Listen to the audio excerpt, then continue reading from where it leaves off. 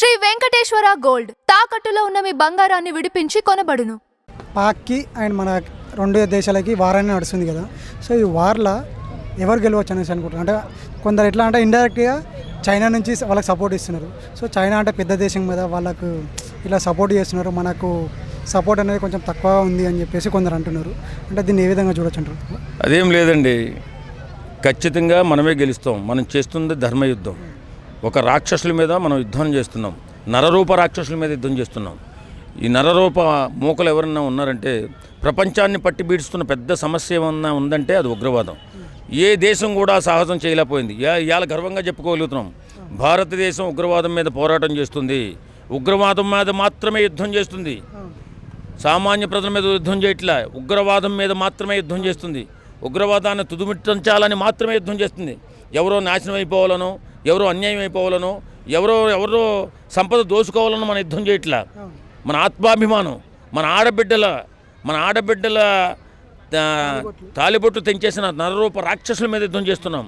25 మంది ఆడపడుచుల నుదుట సింధూరాన్ని తుడిచినటువంటి చెత్త నా కొడుకుల మీద యుద్ధం చేస్తున్నాం. అంతే తప్ప మనం ఏ దేశం మీద యుద్ధానికి వెళ్ళలేదు. నీతి మీద నీతిగా నిజాయితీగా వెళుతున్నాం. అంతే తప్ప దీని యుద్ధం అనరు. ఇది పోరాటం. ఇది ప్రపంచ దేశాలని కాపాడే పోరాటం మనం చేస్తున్నాం. మన మోడీ గారు చేస్తున్నారు, మన సైనికులు చేస్తున్నారు, మన వీర సైనికురాలు చేస్తున్నారు. అంతే తప్ప దీని యుద్ధం అని ఎవడన్నద్దు. పోరాటం. గత 50 సంవత్సరాలుగా 50 నుంచి 70 సంవత్సరాలుగా ప్రపంచ దేశాలు సఫర్ అవుతున్నటువంటి ఒక కర్కశ మూసల మీద ఇవాళ పోరాటం చేస్తున్నాం. కర్కశ మూకలయ్యి సత్త నా కొడుకులు వాళ్ళు, విశ్వాసం లేని కుక్కల వాళ్ళు, ఉచ్చనీచాలు లేని సన్నాసులు వాళ్ళు, అలాంటి పాకిస్తానీ ఉగ్రవాదులే మనం ఈరోజు యుద్ధం చేస్తున్నాం. దీన్ని పోరాటం అంటారు, యుద్ధం కాదు. యుద్ధమే వచ్చేలా ఉంటే దేశాలు కొట్టుకుని చేస్తాయి. ఏదో ఆధిపత్యం మీద కొట్టుకుంటాయి. మనం ఆధిపత్యం కోసం కొట్టుకుంటా, మన ఆత్మాభిమానం కోసం కొట్టుకుంటున్నాం. ఎన్నో ఏళ్లుగా మన సైనికులను చంపేస్తున్నారు, మన బిడ్డలను చంపేస్తున్నారు, మన ఆడపడుచులను చంపేస్తున్నారు.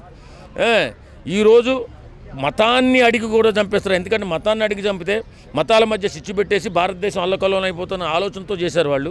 కానీ ఇక్కడ ఉన్నటువంటి ప్రతి ఒక్కడు వాడు హిందూ అవ్వచ్చు, ముస్లిం అవ్వచ్చు, క్రిస్టియన్ అవ్వచ్చు, ముగ్గురు కూడా ఇలా సంఘటితంగా ఉండి ఇవాళ పాకిస్తానీ ఉగ్రవాదం మీద యుద్ధం చేస్తున్నారు తప్ప ఎవరి మీద యుద్ధం చేయట్లేదు. ఇది మాత్రం మన భారతదేశాన్ని ప్రతి దేశం కూడా గర్వంగా చెప్పుకుంటుంది. ఇప్పుడు వచ్చేసి చైనా కూడా ఉగ్రవాదం నుంచి ఎంతో కొంత ప్రాణాపాయమో ఉందనుకోవచ్చు. అది ఏ దేశం ఈ దేశము మనకు హెల్ప్ చేసింది అది ఏది చూడదు. సో హెల్ప్ చేసినా సరే దేశం మీద దండెత్తడం చేస్తుంది. అలాంటి దేశాన్ని కూడా ఈ చైనా అనేది సపోర్ట్ చేయడము ఎంతవరకు కరెక్ట్ అనుకోవచ్చు? అక్కడ నుంచి చూస్తే టర్కీ దేశం కూడా సో ఇట్లా హెల్ప్ చేయడం ఎంతవరకు కరెక్ట్ అనుకోవచ్చు? ఇప్పుడు చైనా సపోర్ట్ చేస్తుందంటే ఒక అర్థం ఉంది. ఎందుకంటే పూర్తి పెట్టుబడి అంతా పాకిస్తాన్లో పెట్టేసుకుంది. అది అప్పులు పాకిస్తాన్కి ఎక్కువగా ఇచ్చేసుకుంది. అందుకని సపోర్ట్ చేస్తారు తప్ప రేపు పొద్దున్న ప్రపంచ దేశాలు చీ అని అనవా? రే చైనా నా కొడుక చీరా, ఎందుకు బతుకుతున్నావు నువ్వు? బతుకు. పెట్టుబడి పెట్టినంత మాత్రాన సపోర్ట్ చేస్తావా? భారతదేశం చేస్తున్నటువంటి ఏంటి ఆ పోరాటం ఏంటి?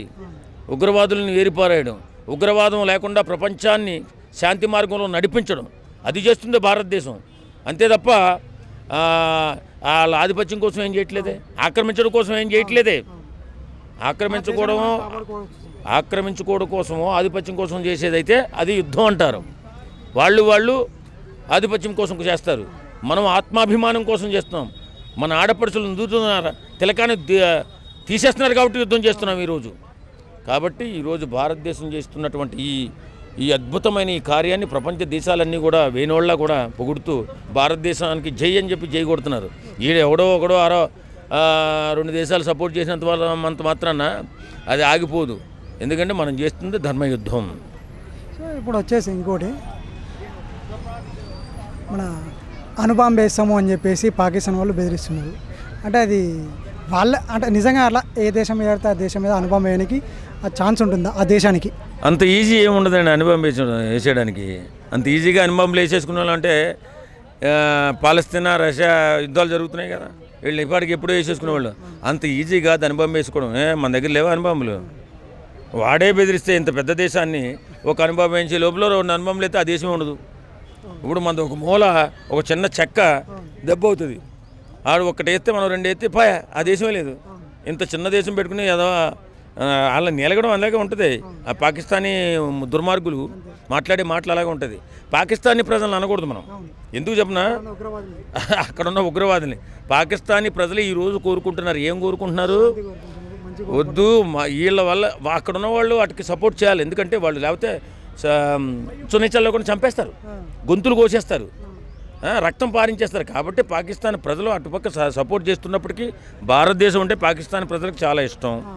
ఎందుకంటే భారతదేశంలో సుఖశాంతులతో ఎక్కడ ఎలాంటి అల్లర్లు లేకుండా భారతదేశం ఉంటుంది. కాబట్టి ఇక్కడ నివసించాలని చాలామంది ప్రయత్నం చేస్తుంటారు. కానీ ఆ ముస్కరమూకులు ఆ పాకిస్తానీ సైనికులు ఏం చేస్తున్నాయంటే ఇలాంటి విధవల్ని పోషించి ఉగ్రవాదులుగా తయారు చేసి ప్రపంచ దేశాలను భయపెట్టి ఏదో ఆధిపత్యాన్ని కొనసాగించాలని అనుకుంటున్నాయి. కానీ ఎంతమంది మన భారత ఒక్క ఆడదాన్ని గొడవ వల్లే భారత యుద్ధం జరిగింది. అలాంటిది ఈవేళ 26 మంది ఆడబిడ్డల ఉసూరు. ఖచ్చితంగా పాకిస్తానీ దేశం, పాకిస్తాన్లో ఉన్నటువంటి ఉగ్రవాదులు పతనమైపోతారు, నాశనం అయిపోతారు. సో ఇంకొకటి, ఇప్పుడు మన పాకిస్తాన్ వచ్చేసి శాంతిని కోరుకుంటుందని చెప్పేసి వార్తలు వస్తున్నాయి. అంటే పాకిస్తాన్ నిజంగానే శాంతియుతంగా కోరుకుంటుందా? చర్చ జరగాలి, మా మీద యుద్ధం జరగవద్దు, ఎట్లా ప్రశాంతంగా ఉండాలి దేశాలన్నీ అని చెప్పేసి అంటున్నాయి. అంటే పాకిస్తాన్ నిజంగానే ఆ శాంతియుత చర్చలు అనేవి కోరుకుంటుంది అనుకోవచ్చు. అట్లా చచ్చే పాకిస్తానీ దేశం ఆ రోగ్ దేశం. అది వాళ్ళు మాట్లాడే మాటలన్నీ రోగు మాటలు, ఉచ్చనీచాలు ఉండవు విధవలకి. ఎలాంటి అసలు ఏం కలిసి వస్తుందని ఉగ్రవాదం పెంచి పోషిస్తే మన భారతీయుడు అంటే చాలు బగ్గుమని లెగుతారు. ఎందుకో వాళ్ళనైనా మనం నాశనం చేస్తున్నామా, లేకపోతే వాళ్ళ ఆడబిడ్డలను చంపేస్తున్నామా, లేకపోతే వాళ్ళ పౌరులను చంపుతున్నామా? ఏ రోగ్ దేశం పాకిస్తాన్. మన దేశంలో నుంచి సగం ఇచ్చాం బతుకుమని వాళ్ళకు. అవును, అలాంటి రోగ్ దేశం గురించి మాట్లాడడం కూడా వేస్ట్. యుద్ధంలో ఖచ్చితంగా మనం గెలుస్తున్నాం, ప్రపంచానికి శాంతినిస్తున్నాం.